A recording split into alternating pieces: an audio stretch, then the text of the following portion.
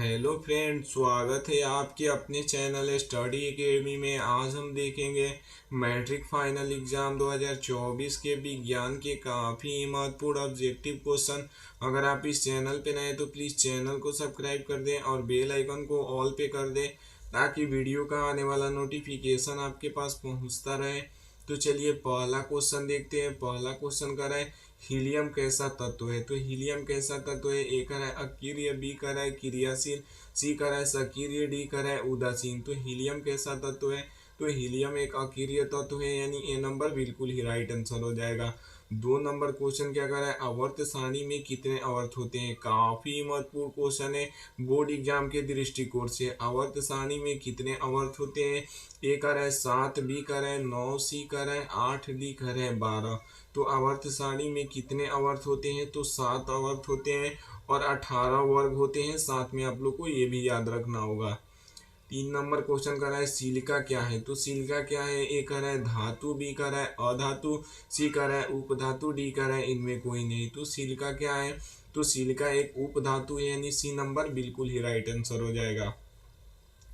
चलिए अगला क्वेश्चन देखते हैं। 4 नंबर क्वेश्चन क्या कर रहे हैं जल में हाइड्रोजन तथा ऑक्सीजन का परमाणु संख्याओं का अनुपात है। तो ये कितना है।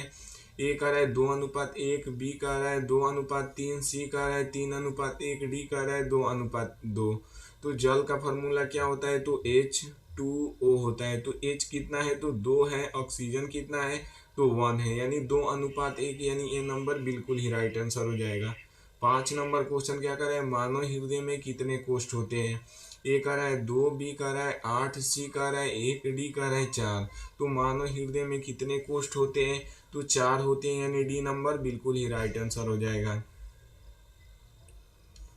6 नंबर क्वेश्चन कर रहा है मानव हृदय का औसत प्रकुचन दाब लगभग होता है। तो ये कितना होता है। तो ये 120 mmHg होता है, यानी ये नंबर बिल्कुल ही राइट आंसर हो जाएगा। चलिए अगला क्वेश्चन देखते हैं। 7 नंबर क्वेश्चन कर रहा है किसी माध्यम के अपवर्तनांक म्यू का मान होता है। तो ये कितना होता है। ए कर रहा है साइन आर बटा साइन आई, बी कर रहा है साइन आई बटा साइन आर, सी कर रहा है sine I into sine R, D कर रहा है sine I plus sine R. तो किसी माध्यम में अपवर्तनांक म्यू का मान क्या होता है। तो साइन आई बटा साइन आर होता है, यानी बी नंबर बिल्कुल ही राइट आंसर हो जाएगा। चलिए अगला क्वेश्चन देखते हैं। 8 नंबर क्वेश्चन काफी महत्वपूर्ण है बोर्ड एग्जाम के दृष्टिकोण से। दाढ़ी बनाने में कौन सा दर्पण उपयुक्त होता है। ए का रहा है समतल दर्पण, बी का रहा है उत्तल दर्पण, सी का रहा है अवतल दर्पण, डी का रहा है इनमें कोई नहीं। तो दाढ़ी बनाने में कौन सा दर्पण उपयुक्त होता है। तो अवतल दर्पण होता है, यानी सी नंबर बिल्कुल ही राइट आंसर हो जाएगा। 9 नंबर क्वेश्चन क्या कर रहा है स्पेक्ट्रम में किस रंग का किरण का झुकाव अधिक होता है। तो ये किस रंग का होता है। ए का रहा है लाल, बी का रहा है हरा, सी का रहा है पीला, डी का रहा है बैगनी। तो स्पेक्ट्रम में किस रंग का झुकाव सबसे अधिक होता है। तो ये लाल रंग का झुकाव सबसे अधिक होता है, यानी ये नंबर बिल्कुल ही राइट आंसर हो जाएगा। चलिए अगला क्वेश्चन देखते हैं। 10 नंबर क्वेश्चन क्या कर रहा है डायनेमो से किस प्रकार की धारा प्राप्त होती है। तो ये किस प्रकार की होती है। ए कर रहा है दृष्ट धारा, बी कर रहा है परिवर्ती धारा, सी कर रहा है दोनों धाराएं, डी कर रहा है इनमें कोई नहीं। तो डायनेमो से किस प्रकार की धारा उत्पन्न होती है। तो दृष्ट धारा डायनेमो से उत्पन्न होती है, यानी ये नंबर बिल्कुल ही राइट आंसर हो जाएगा। 11 नंबर क्वेश्चन काफी महत्वपूर्ण है। डेंगू उत्पन्न करने वाले मच्छर किस तरह के जल में रहता है। तो ये किस तरह के जल में रहता है। ए का रहा है साफ जल, बी का रहा है गंदा जल, सी का रहा है खारा जल, डी का रहा है मृदु जल। तो डेंगू उत्पन्न करने वाले मच्छर किस तरह के जल में रहते हैं। तो साफ जल में रहते हैं, यानी ये नंबर बिल्कुल ही राइट आंसर हो जाएगा। 12 नंबर क्वेश्चन भी काफी महत्वपूर्ण है बोर्ड एग्जाम के दृष्टिकोण से। अम्लीय विलयन का पीएच मान होता है। तो ये कितना होता है। ए का रहा है 7, बी का रहा है 7 से कम, सी का रहा है 7 से अधिक, डी का रहा है इनमें कोई नहीं। तो अम्ल का पीएच मान कितना होता है। तो 7 से कम होता है। और क्षार का पीएच मान क्या होता है। तो 7 से ज़्यादा होता है, यानी अधिक होता है। और उदासीन का कितना होता है। तो 7 के बराबर होता है। साथ में आप लोग को ये भी याद रखना होगा। चलिए अगला क्वेश्चन देखते हैं। 13 नंबर क्वेश्चन क्या कर रहे हैं निम्न में से कौन सा पदार्थ लेंस बनाने के लिए उपयुक्त नहीं किया जाता है। तो ये ए कर रहा है जल, बी कर रहा है कांच, सी कर रहा है प्लास्टिक, डी कर रहा है मिट्टी। तो ये कौन सा पदार्थ है जो जल लेंस बनाने में उपयुक्त नहीं होता है। तो ये मिट्टी है क्योंकि ये अपारदर्शी होता है। तो साथ में आप लोग को ये भी याद रखना होगा। 14 नंबर क्वेश्चन क्या कर रहा है, समान दृष्टि के लिए स्पर्श दर्शन की अल्पतम यानी न्यूनतम दूरी लगभग है। तो ये कितना है, ए कर रहा है 25 मीटर, बी कर रहा है 2.5 सेंटीमीटर, सी कर रहा है 25 सेंटीमीटर, डी कर रहा है 2.5 मीटर। तो सामान्य दृष्टि के लिए स्पर्श दर्शन की अल्पतम यानी न्यूनतम दूरी लगभग है। तो ये 25 सेंटीमीटर यानी सी नंबर बिल्कुल ही राइट आंसर हो जाएगा। 15 नंबर क्वेश्चन क्या कर रहा है, लोहे की परमाणु संख्या है। तो ये कितना है, ए कर रहा है 19, बी कर रहा है 26, सी कर रहा है 25, डी कर रहा है 24। तो लोहे की परमाणु संख्या कितनी है, तो 26 है यानी बी नंबर बिल्कुल ही राइट आंसर हो जाएगा।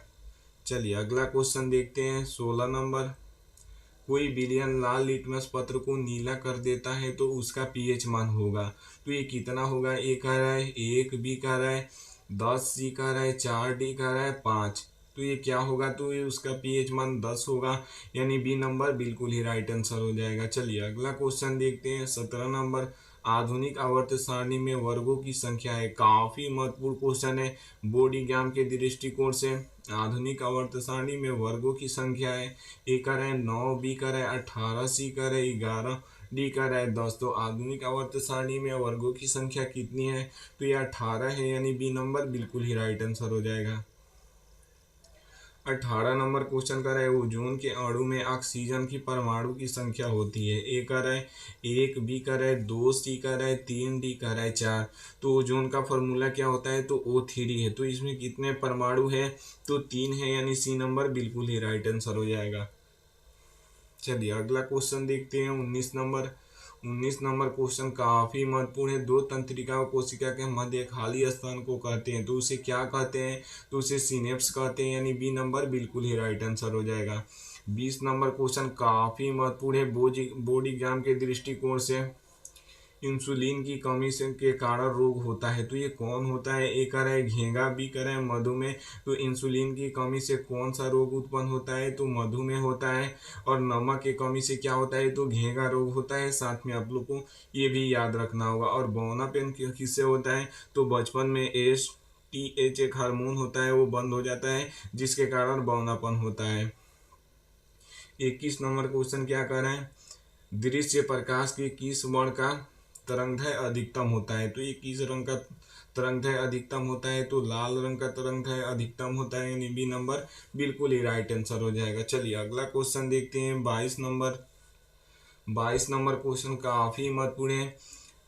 विद्युत शक्ति का एसआई मात्रक होता है। तो ये क्या होता है, तो विद्युत शक्ति का एसआई मात्रक ए कर रहा है वोल्ट, बी कर रहा है वाट, सी कर रहा है जूल, डी कर रहा है कूलाम। तो विद्युत शक्ति का एसआई मात्रक क्या होता है, तो वाट होता है यानी बी नंबर बिल्कुल ही राइट आंसर हो जाएगा। 23 नंबर क्वेश्चन क्या कर रहा है, विद्युत बल्ब का तंतु बना होता है। तो ये किसका बना होता है, ए कर रहा है लोहे का, बी कर रहा है तांबे का, सी कर रहा है टंगस्टन का, डी कर रहा है एल्युमिनियम का। तो विद्युत बल्ब का तंतु किसका बना होता है, तो टंगस्टन का बना होता है यानी सी नंबर बिल्कुल ही राइट आंसर हो जाएगा। 24 नंबर क्वेश्चन क्या कह रहा है, ग्लोबल वार्मिंग के लिए उत्तरदायी गैस है। तो ये कौन है, तो ये CO2 है यानी सी नंबर बिल्कुल ही राइट आंसर हो जाएगा। चलिए अगला क्वेश्चन देखते हैं। 25 नंबर क्वेश्चन काफी महत्वपूर्ण है बोर्ड एग्जाम के दृष्टिकोण से। द्विखंडन होता है, तो द्विखंडन किस में होता है, तो अमीबा में होता है यानी ए नंबर बिल्कुल ही राइट आंसर हो जाएगा। 26 नंबर क्वेश्चन भी काफी महत्वपूर्ण है बोर्ड एग्जाम के दृष्टिकोण से। क्लोरोफिल वर्ण का रंग होता है। तो ये कैसा होता है, ए का है हरा, बी का है नीला, सी का है लाल, डी का है सफेद। तो क्लोरोफिल वर्ण का रंग कैसा होता है, तो हरा होता है यानी ए नंबर बिल्कुल ही राइट आंसर हो जाएगा। 27 नंबर क्वेश्चन क्या कर रहा है, प्रकाश के परिवर्तन के कितने नियम होते हैं। तो ये कितने नियम होते हैं, ए कर रहा है 1, बी कर रहा है 2, सी कर रहा है 3, डी कर रहा है 4 का।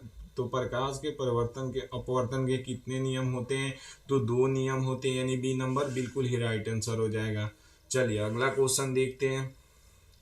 28 नंबर क्वेश्चन कर रहा है, कूटपात किस में पाया जाता है। तो कूटपात किस में पाया जाता है, तो अमीबा में पाया जाता है यानी सी नंबर बिल्कुल ही राइट आंसर हो जाएगा।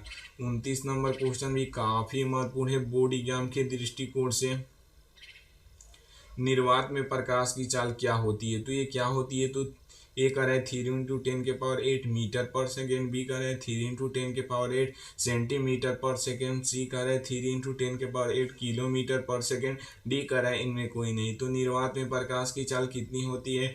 तो 3 × 10⁸ मीटर पर सेकेंड होती है। क्या होती है? मीटर पर सेकेंड होती है, यानी ए नंबर बिल्कुल ही राइट आंसर हो जाएगा। चलिए अगला क्वेश्चन देखते हैं। 30 नंबर, परिवर्तन के नियम आधारित है। तो ये किस पर आधारित है? ए करें आपतन कोण बराबर परिवर्तन कोण, बी करें परिवर्तन कोण बराबर अपवर्तन कोण, सी करें आपतन कोण बराबर विचलन कोण, डी करें इनमें कोई नहीं। तब परिवर्तन के नियम किस पर आधारित है? तो आपतन कोण परिवर्तन कोण पर आधारित है, यानी ए नंबर बिल्कुल ही राइट आंसर हो जाएगा। चलिए अगला क्वेश्चन देखते हैं।